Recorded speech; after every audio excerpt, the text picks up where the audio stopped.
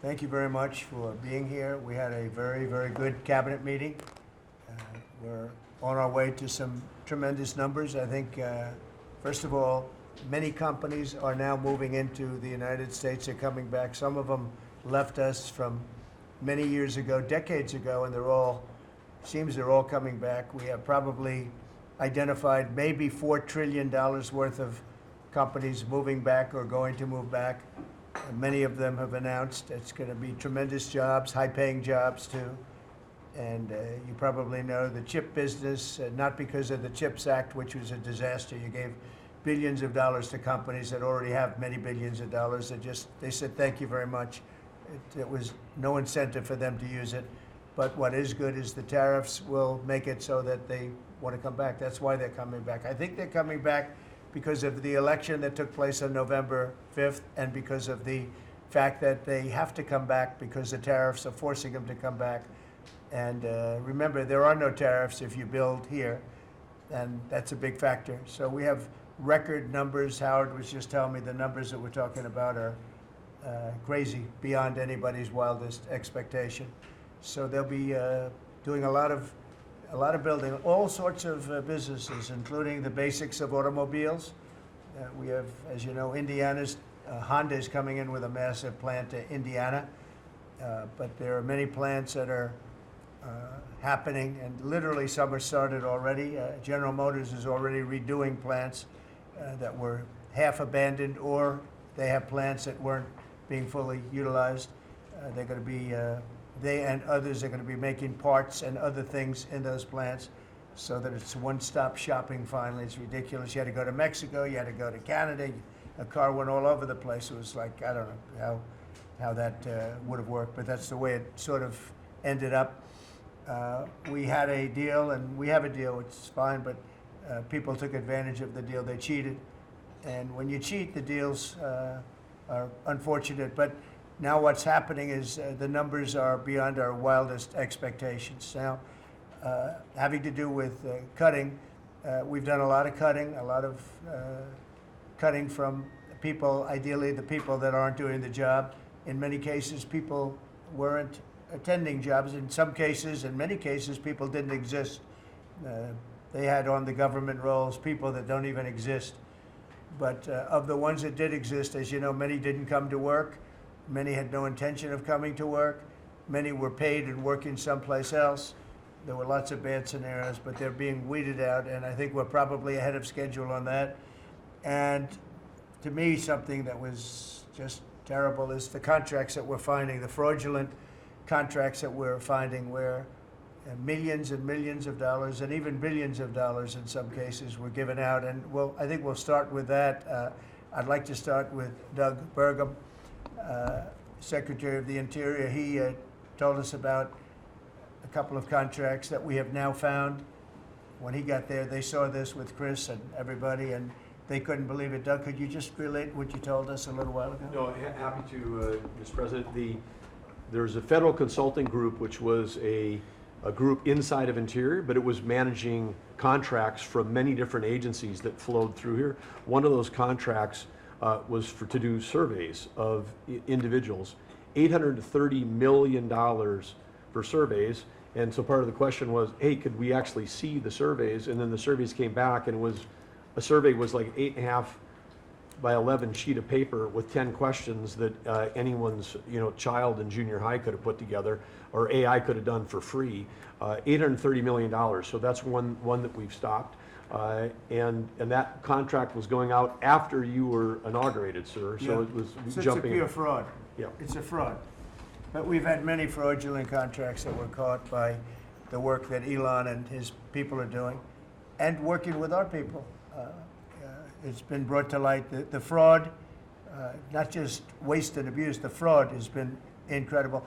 You mentioned one, Madam Secretary. Well, yes, sir. Well, let me just add to that, and thank you. We just had a wonderful cabinet meeting, all aligned on certainly the effort to realign the government. But even at the U.S. Department of Agriculture, we've canceled $300,000 contract educating on food justice for queer and transgender farmers in San Francisco. A similar contract we canceled in New York, again educating transgender and queer farmers on food justice and food equality. I'm not even sure what that means, but apparently the last administration wanted to put our taxpayer dollars towards that.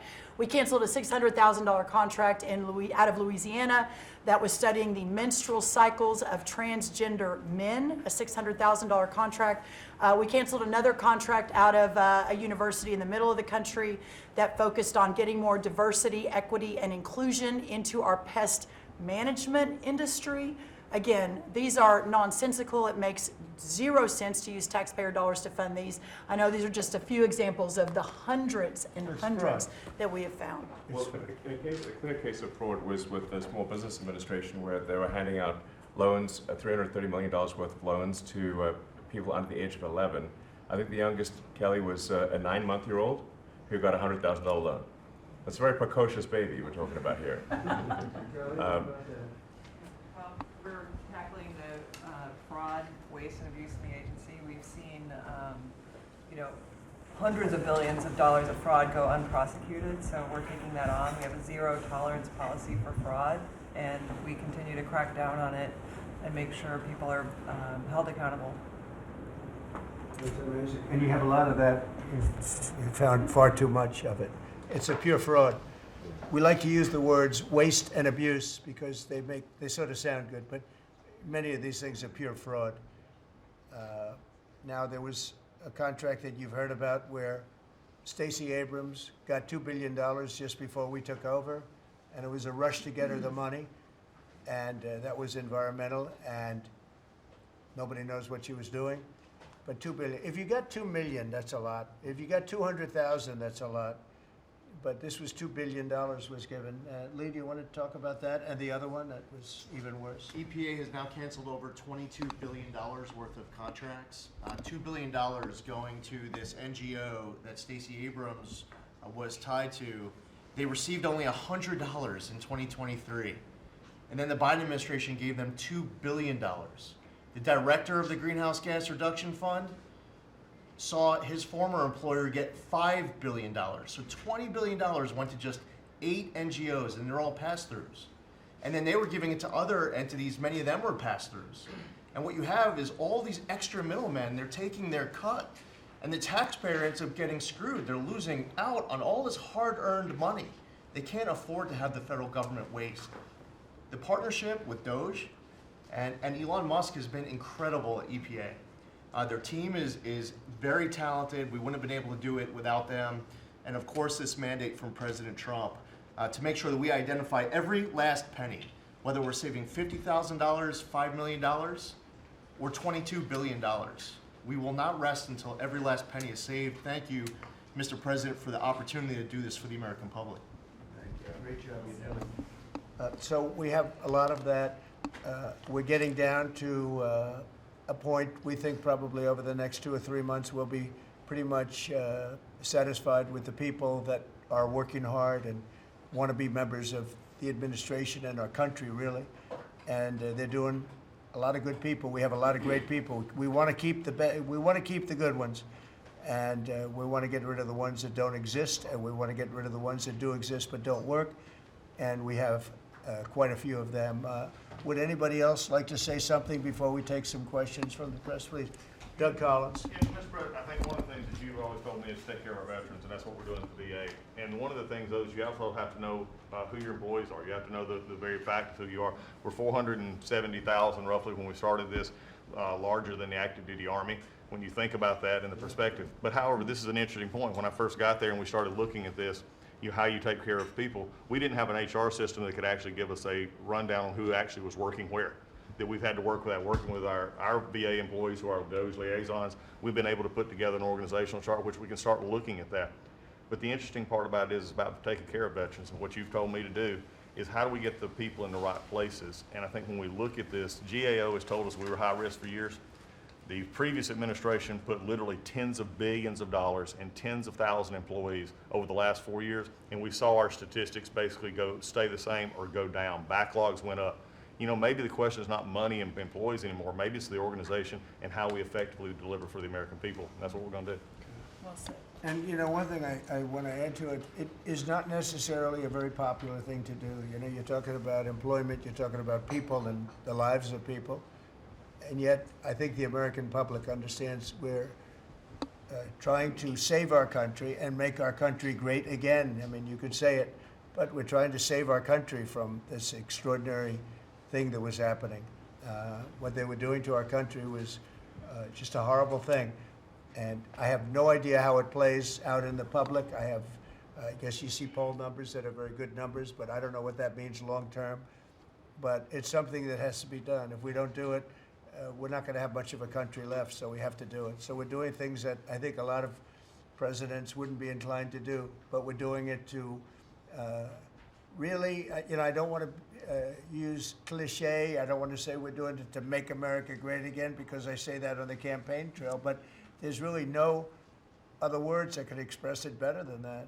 We're doing it to help our country, and our country was riddled with fat, like no country probably anywhere in the world, and we're getting rid of the fat. And at the same time, we're going to be bringing in millions of very good, high-paying jobs, and we're going to be taking in a lot of money. Our country's going to be very strong. We've been ripped off by every country in the world, friend and foe.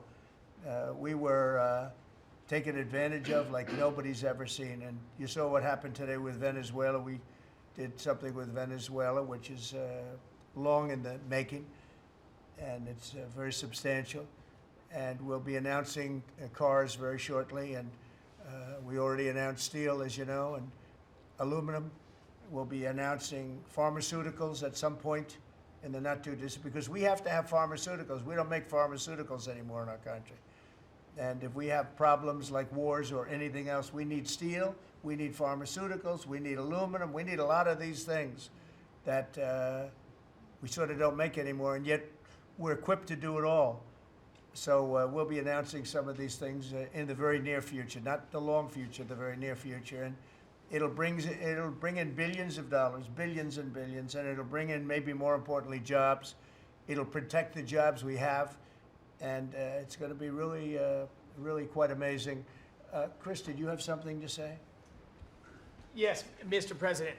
I want to say energy is the infrastructure that makes our country run and drives our national security.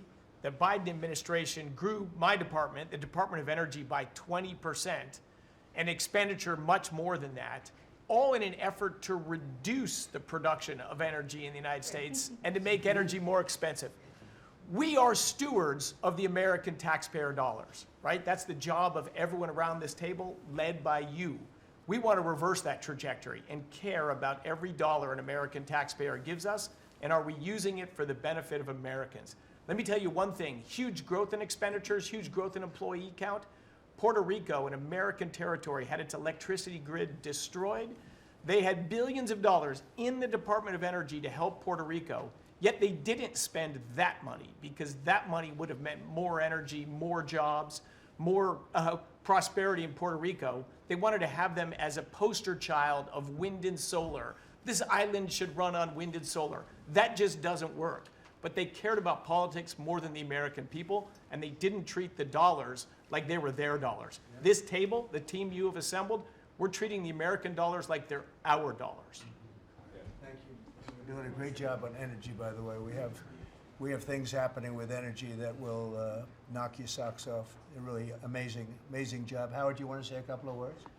Well, what is so exciting is April 2nd is just around the corner, and that's American Liberation Day. That's the day when the rest of the world starts to treat America with respect. And your leadership, understanding how the rest of the world treats us, and what balance and what fair trade finally is going to be, is going to take care of America. It's going to launch the External Revenue Service to start to build the power and prestige of America back. And I'm honored to be helping you on that course. It's an interesting term, right? The External Revenue Service. We're going to take in a lot of money from the outside, and that's going to keep our taxes low, and I think getting a lot lower.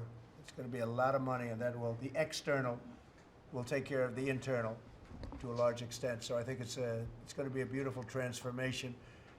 Linda, you might say a couple of words. You've done so amazing. It's a 50% cut. And more importantly, we want to bring education into the states. We're at the bottom of the pack, but we're the most expensive per pupil. And we want to bring education back to the states where they can teach the students lovingly with their parents and with the boards and everything else. And they'll be every bit as good as these other countries. These states, these individual states will do a phenomenal job. You want to say something? Yes, sir, and if we think about education, if we don't address the issues in education now and start getting our scores up, what are we going to find our next generation after that? Where are our engineers, our doctors, our lawyers, our scientists, our AI and technical experts going to come from? We will go farther and farther down, and with everything else we're doing within our country, building manufacturing, bringing all of that back, if we don't educate in the best way we can, we will be lost, and those generations will be lost. It is, I think, the cornerstone of our culture and what we need to focus on. And so by having education at the best place where it can be, which is at the states, the local levels, with governors, with best practices and tools, which I hope the Department of Education can help supply for them, we'll do it. And Linda, as you know, the SBA has taken over her student loans, which is a lot of loans. It's a big job. And Kelly, we appreciate that. You're going to do fantastically well. And Bobby is going to be taking over their various medical aspects and health aspects of the educational process. So, and he's going to do a fantastic job of it. So thank you very much. Thank you, Mr. President. I just say that I'm very grateful to you and very grateful for the partnership with Doge, with Elon. We've identified extraordinary waste in my department and HHS. The expenditures, the budget of HHS during the Biden administration went up by 38%. The employees went up by 17%, and healthcare went down. We have 40 comms departments. We have 40 procurement departments. We have 40 IT departments, and we have 40 procurement, HR, none of them talking to each other. We are, with Elon's help, eliminating the redundancies. We are streamlining our department. We're going to go back to providing gold standard science. We're going to get the money to the scientists and to the patients rather than to the administrators and to the bureaucrats. And we're going to restore gold standard science, and we're going to make America healthy again. Thank you very much. It's great. If you might, Madam Secretary, say a little bit about what's happening and how well we've done at the border. Sir, this last week I was in Arizona, California, Alaska, and Florida, and CBP literally has almost 100% operational control of the border, which means that our country is secure and that we know who's coming into this country and that they love our country and they want to help keep it great into the future. We are, in the month of March, the last couple of weeks, increased our deportations by 50%, so we're now not even just getting the worst of the worst out. We're making sure that there's consequences for being here and committing crimes in our communities, and the numbers are continuing to escalate and to go up. Sir, this week I'm headed down to El Salvador. I'll be in the prison where we sent TDA members. I'll be meeting with the president and also Colombia and Mexico and talking about building these relationships so that we can continue to get people out of this country that don't belong here and take them home.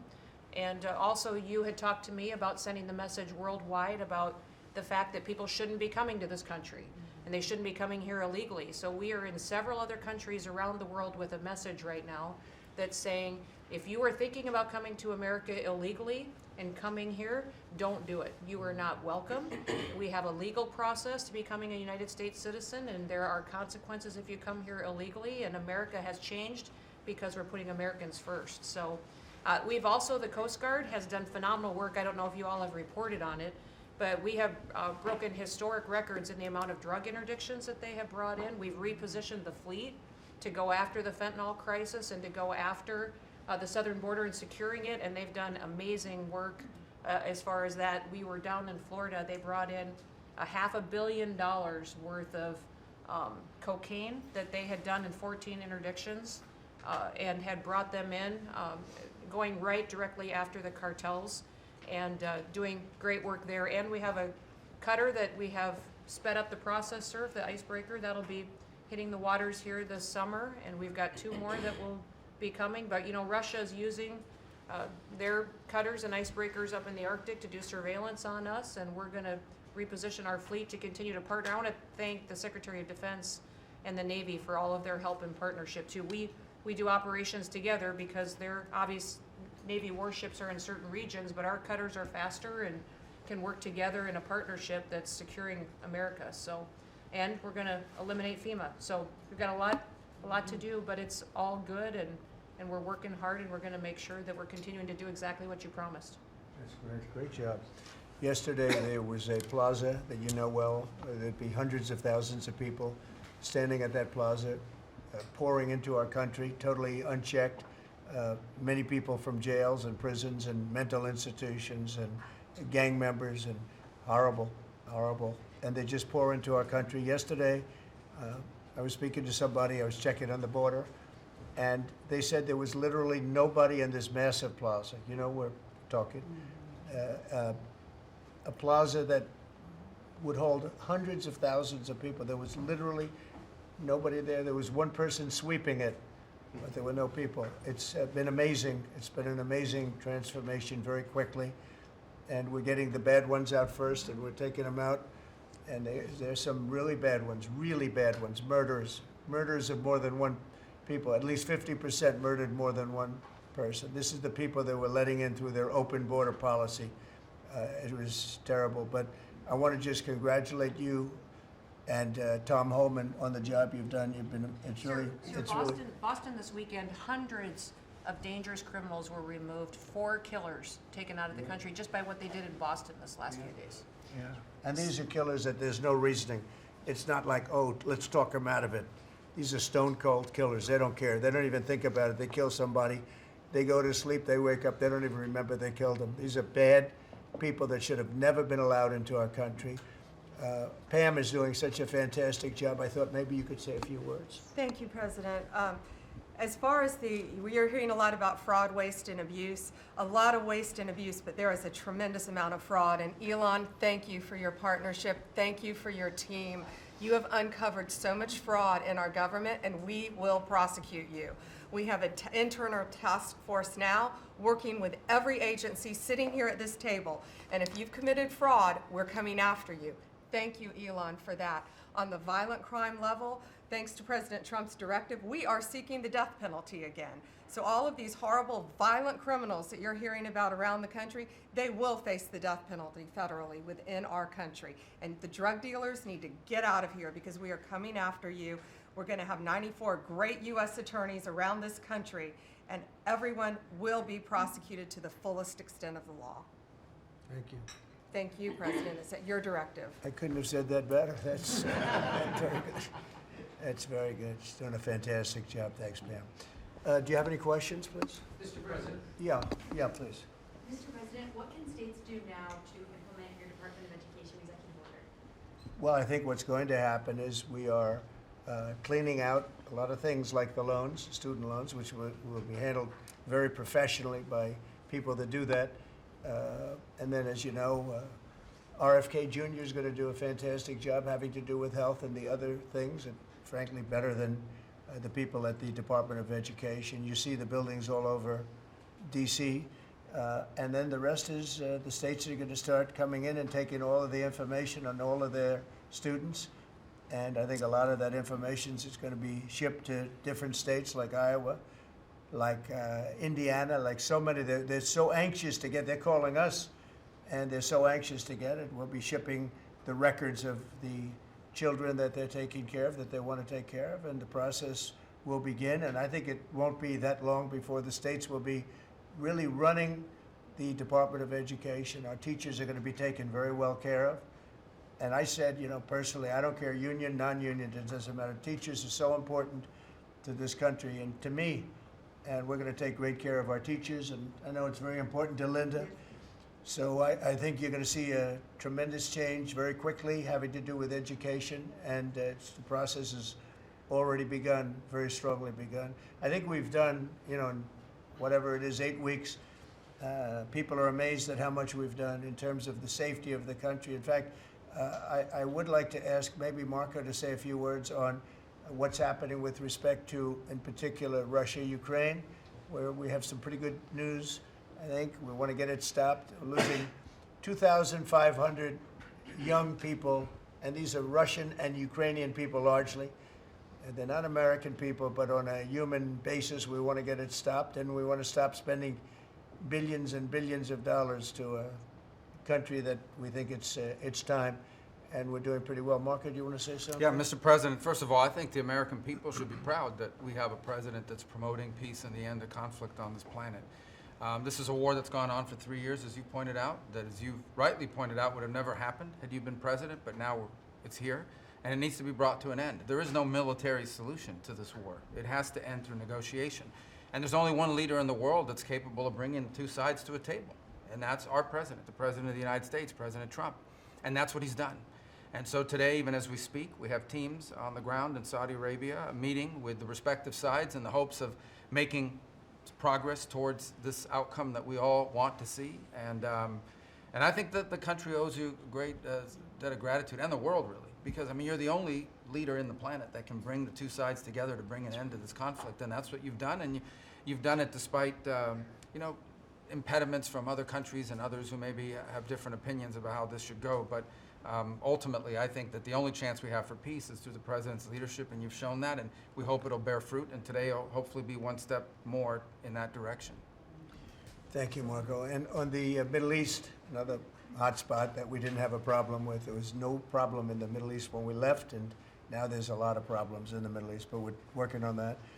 But I think we've seen significant progress, and I think you'll have we're going to start, we were talking with the Vice President a little while ago, and you're going to see countries start to fill up the Abraham Accords. More and more countries want to join. That was a great success, tremendous success, and then Biden and his group did 0 with it. That should have been filled up within a year of the election, would have been filled up. So countries are starting to want to get involved very much with the Abraham Accords again, so that'll be great. JD, do you want to say something? Yeah, sure.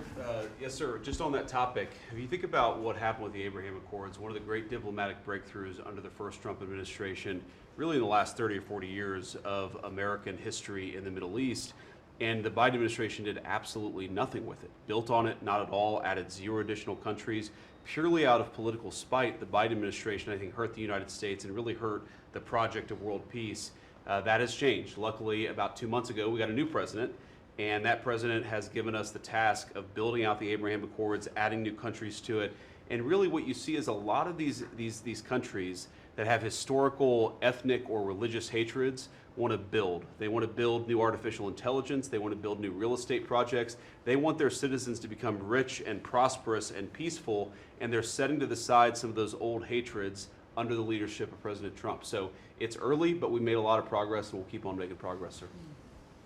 Thank you, JD. One of the things that's very important, I think, to mention, I saw a show yesterday, and they had a Democrat congressman on. He was on Fox, and he said, well, President Trump said prices would be coming down, and instead he's focused on other things. Well, we are focused on a lot of other things, like peace, like all of these companies that are moving in and jobs. But what he didn't say is that prices have come down very substantially. And if you look at, when I came in after 1 week, they were screaming at me about eggs. Eggs had nothing to do with me, but they were through the roof, and you couldn't get them. And now they're down about 35, 40%, maybe even more than that. I'm going to let Brooke, if you would just discuss that. And groceries generally. Prices are coming down, and energy prices are coming down. And I hope the Fed lowers interest rates, and then you're going to see interest rates coming down, and I'll have you speak about that in a second, Scott. Brooke, go ahead. Well, sir, thank you. I think the first thing that's really remarkable to note is that the prices of eggs under the 4 years of Joe Biden increased 237%. 237% in those 4 years, and yet it wasn't covered in the press at all. No one talked about the price of eggs in the summer of last year, for example, from the media. So of course the president wins and he is inaugurated, and the next day everyone is yelping about why the price of eggs are so high. So it was certainly one of many, many issues we took on under the 4 years of Joe Biden. We had the cost of input go up 30% for all of our agriculture products. At the same time, the trade deficit increased $49 billion, so it was zero under the first Trump administration, and then under Joe Biden, we sold $49 billion less of our ag products around the world. Then you combine that with the avian bird flu, and I know I've talked to a lot of you in the press on this over the last 3 or 4 weeks. But listen, here's the deal. The president, under his vision and support, we released about a month ago a very significant plan on how to bring the price of eggs down. It included 5 prongs. I won't go into it now because I don't want to bore everyone, but since that day, since we released that plan regarding biosecurity, repopulation, importing eggs, research, and then deregulating, taking those onerous rules off of our farmers, our egg-laying farmers, since that time, the price of eggs, the wholesale price of eggs, has come down 53%. So we're going to keep working on it. Listen, it's not something you solve overnight. Avian bird flu and some of the other animal diseases, we're working across the government, several partners out in the cabinet on that, especially my friend Secretary Kennedy over at HHS. But we have a long-term solution, but at least for now, in the short term, thanks to President Trump and so many that have worked so hard, the price of eggs are coming down, as well as the price of groceries. So thank you, sir, for the opportunity to lead on that. And the number is 53%, and they're readily available. So I think it's a fantastic job. And overall groceries are down too. That's right. They're coming down. So the consumer's finally seeing some good news instead of year after year of prices going up because of grossly incompetent leadership. Scott, do you want to talk about interest rates, where you see it all going? Yes, sir. So we are, under your direction, we're reprivatizing the economy. We're bringing down government spending. We're bringing down excess employment in the government sector. On the other side, we're going to re-leverage the banking system. We're going to have all the new manufacturing jobs, so everyone who's laid off from the government will have an opportunity to go into the private sector, and that is going to lead to disinflation. Inflation is under control. We're going to get the affordability crisis fixed. So lower energy, deregulation, more private sector jobs that will naturally get interest rates down. Interest rates down, mortgage rates are down almost every week since January 20th. The energy costs are down about 15%. Crude oil's down about 15%. And as we keep that going, interest rates are going to keep declining. It'll be good for mortgages. It'll be good for credit card debt. It'll be great for auto loans. That's great. And you're doing a really, really good job. I'd like to see the Fed lower interest rates. That's just my opinion, because things are coming down. We have inflation under control. Tremendous amounts of money will be soon coming in from tariffs, which is about time that we were able to partake. We've been ripped off by every country on that basis, and it's about time. But that will be, I think, treated very fairly. Will be very fair. But the money that we're talking about is rather astronomical, and it should be, because we put years and years. I was able in the first term. We had a great first term with the highest stock price increase ever. All the different things that we had, but one of the things, we took in a lot of money in tariffs, and I had just started that process, and we had to slow it down because of the COVID. We didn't go forward. We did a very good job with COVID, but that was something that happened to the whole world. It was a shame.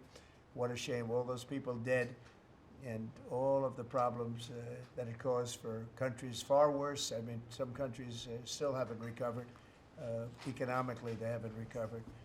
But we took in hundreds of billions of dollars in tariffs just starting the process. But this is a program that's going to be, I think, unbelievable for our country, and I think it's treating other countries very fairly, very, very fairly. I'd like to ask, if I might, Sean Duffy to say a few words about the air traffic control situation. You know, there were some mishaps, one in particular, the helicopter crashing into the plane. We have a system that's 40 years old. They spent tens of billions of dollars trying to patch it up, and make it work, but it doesn't work. And my pilot says they use different systems. They don't want to use our system. It's so obsolete. And it's an obsolete, horrible thing that happened with respect to it. And we were going to, I said, day one, if this happens, if we are successful, we're going to have to get a brand new, modern, top-of-the-line air traffic system. And I think I can say that I've been working a little bit with Sean on it, but Sean's been working hard on it, and with his new person at FDA, who's going to be terrific, by the way. And maybe you want to talk to them about that, because we need safety in the air, total safety in the air, and this will give that to you. Sure. Thank you, Mr. President. We had a conversation on Friday. Again, our air traffic control system, as we talked about maybe privately or I don't know publicly with all of you, but we have decades of ideas and billions of dollars, and no progress is ever made on any of these initiatives.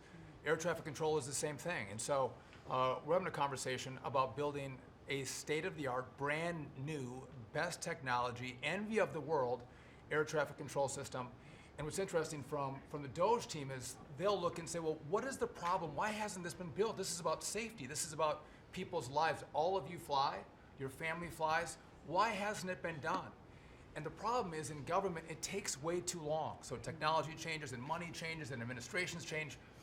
We have to do this fast, which is why we need the partnership from the Congress to give us the money up front. The best ideas and the best technology available in the world, we're going to build in the system. I think, Mr. President, we can do it in 3 years. I think Trump Tower was built in 3 or 3.5 years. I think we could match the Trump Tower time frame. 2 years. Okay. 2 years. Maybe not that good, but about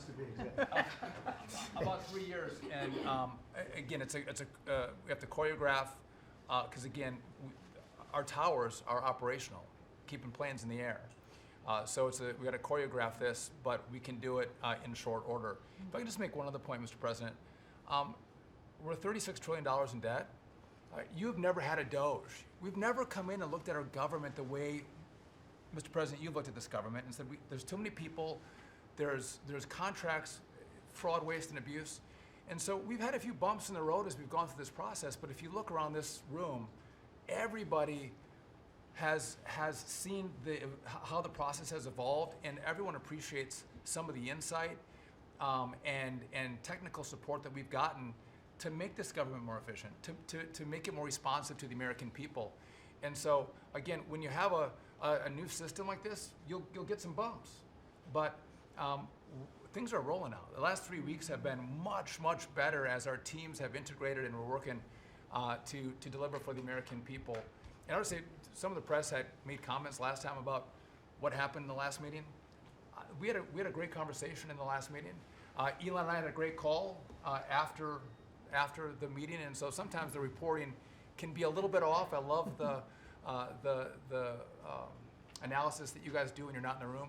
But I would just note that we're working well together, Mr. President, and the whole team here is working well together. Well, actually, we decided to see you after the cabinet meeting instead of before, and I think that's nice. But if you think about it, I guess never in history has anybody invited you to a cabinet meeting. We're very open and transparent, and we had a very good meeting today. So, I mean, you're standing here, you're seeing what the result of the meeting is. I think we're doing an amazing job for essentially 8 weeks on the job. I think there's never been anything like it. Did you have a question, please? Two, actually, if you don't mind. Thank you for having us. Thank you. We appreciate it. One, actually, to follow up on the Attorney General's comments, and then one for you. You said that you're now preparing to prosecute examples of fraud across federal agencies that have been referred to you. Is that what you said? We are working with a team. We have a team of attorneys in place working with Elon's incredible team, helping us, taking referrals from the cabinet members. You know, these are your tax dollars. And a lot of it is just abuse, a lot of it's waste. But if it's fraud, we are investigating it, and we are looking at multiple cases of fraud throughout the federal government. One for you, Mr. President. Greenland is confused about the Second Lady and the National Security Advisor visiting this week. They're concerned that this is further provocation, whatever it is you ultimately want for Greenland. Could you further explain why they're going? What is the ultimate end goal when it comes to Greenland? Yeah, well, not provocation. This is friendliness, not provocation. We're dealing with a lot of people from Greenland that would like to see something happen with respect to their being properly protected and properly taken care of. They're calling us, we're not calling them. And we were invited over there, and I thought it would be I have great respect for the wife of our of our great vice president. I think she's she's a brilliant woman. She's a very nice woman, and she loves the concept of Greenland. And so she's going there, and I think Marco's going there, and some others are going there. But we've been invited, and they really like the idea because they have been somewhat abandoned, as you know. They haven't been taken good care of. And I think Greenland's going to be something that maybe is in our future. I think it's important. It's important from the standpoint of international security. And if you look at the ships outside of Greenland, you have Russia, you have China, you have lots of different people and lots of different places, and it cannot go on the way it is. It's not going to go on the way it is. I'll make a statement. It's not going to happen. So they're going there, and that's purely friendship. Who's doing the inviting? A lot of people, yeah. People from Greenland are asking us to go there. We have many, many requests from many, many people, some officials too. Mr. President, Yes, can I ask please. you about economic forecasts? I saw one economic forecast coming out from the OECD this past week. They are forecasting stagflation for the United States, a downtick in terms of GDP growth. Do you agree with that forecast? What do you see over the course of 2025 for our Well, we inherited a very, very bad and perilous situation from a group of people. Again, we just got here from a group, and this takes a long time to develop, from a group of people that truly didn't know what they were doing. And you see that with not only costs, you see that with all of these fake contracts that have been given out. So we inherited a bad situation, but I think we're going to have an economy that booms. I think when it all kicks in, it's not going to take very long, because some of these people that announce that they're going to spend billions of dollars, I mean, literally, Apple is spending $500 billion. They've never made anything close to that to do that. They're building plants here instead of China, instead of other places. When it all happens, and it's going to happen very soon, these are people that are already, in many cases, they're already starting. They just announced, in some cases, they announced, but they actually started before the announcement, as you know, because some are already building. This is going to kick in. I think it's going to be amazing. So they're looking at, based on numbers that I was looking at 6 months ago, 7 months ago, I was very concerned about the economy. We're going to have something that's like nobody's ever seen before. We have numbers, and we have job generation that I don't think we've ever seen before. See how it works out, but I think the economy is going to go through the roof. Okay. Mr. President, Yeah, also, please. about Ukraine, in an interview with Time Magazine published this morning, President Zelensky said he believes that some members of your team have been influenced by Russian information. Those were his words. What do you have to say to that? Well, probably they have been influenced to get this thing settled, because Ukraine wants to see it settled. I think they have to have it settled, and Russia wants to see it settled. And I think if I weren't president, this would never happen. Marco's doing a great job, and Steve Witkoff has been incredible. Michael Waltz. We have a great group of people working on it, and that takes a good part of their day, settling something that really, it affects us monetarily because we've given so much money, and we're getting that done. In fact, Scott is telling me that the agreement on rare earths is just about completed. They'll sign it shortly. So it's, as you know, Europe is in for a very small fraction of what we're in for. It affects them much more than it affects us. Again, they are in as a loan, which nobody knew until I came along. Europe is giving the money to Ukraine as a loan. We were just pouring money into Ukraine. It was a very unfair situation. So we made a deal on rare earths. But most importantly, we want to stop the killing that's going on.